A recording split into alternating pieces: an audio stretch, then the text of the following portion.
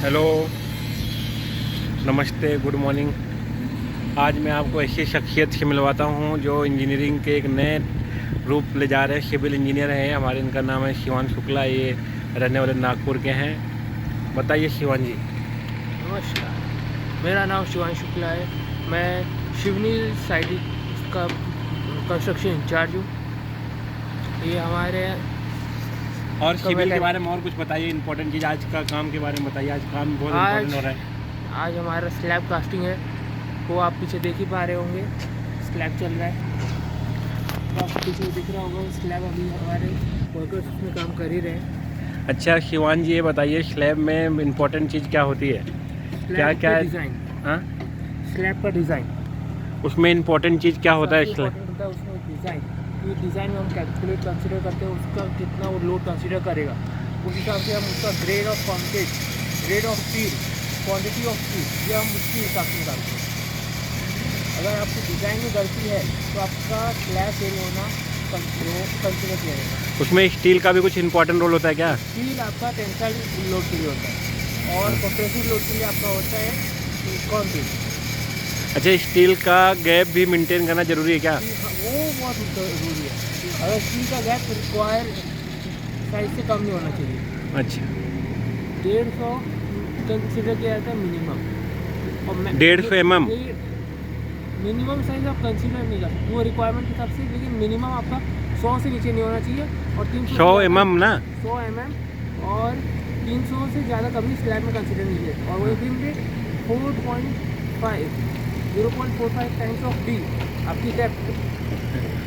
अच्छा, उसमें कंक्रीट का मतलब गिट्टी का भी इम्पोर्टेंट होता है क्या? गिट्टी आपकी हमेशा कंक्रीट टाइम 20 और 10 mm कंसिडर की जाती है।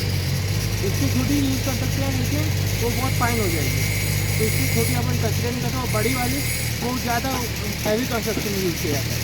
तो मेनली हम 20 और 10 साइज की एग्रीगेट यूज़ करते हैं।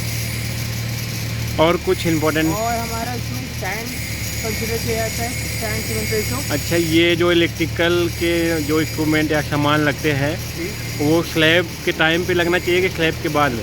वो आपकी रिक्वायरमेंट के हिसाब से। लेकिन आपका फैन बढ़िया क्या होगा, बेहतर क्या होगा? बेहतर आपके लिए होगा कि आप स्लैब के दौरान अपने फैन और मेजर जो आपका रूफ में लगने वाले इलेक्ट्रिक आइटम है उनकी पाइपलाइन पहले करवा लें।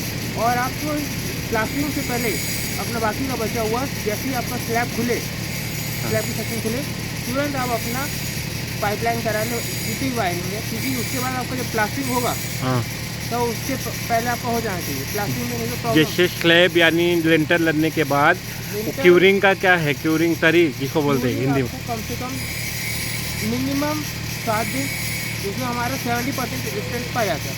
और मैक्सिमम 28 डेज। जितना बढ़िया क्यूरिंग होगा उतना बढ़िया लेंटर होता है।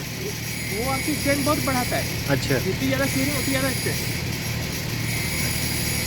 और इसमें सबसे इम्पोर्टेंट चीज़ ये होती है कि हमें कंक्रीट ब्लॉक या जो हमारे कंक्रीट कवर ब्लॉक होते हैं ये बहुत इंपॉर्टेंट होते हैं। अगर आपका जो नेट है स्टील, उसमें जो स्टील है वो अगर आपका फ्लोर से स्लैब से कनेक्ट है और वो प्रॉपरली कवर नहीं है तो आपका कंक्रीट फेलियर जल्दी होगा।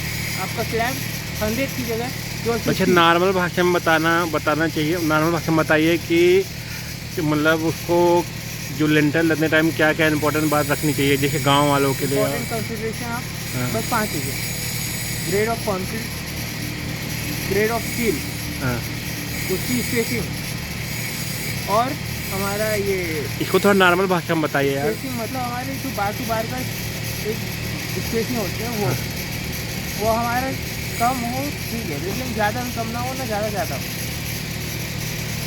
मोस्टली 5 इंच, 5 इंच या फिर तो 125 mm। चलिए ठीक, धन्यवाद शिवांश जी।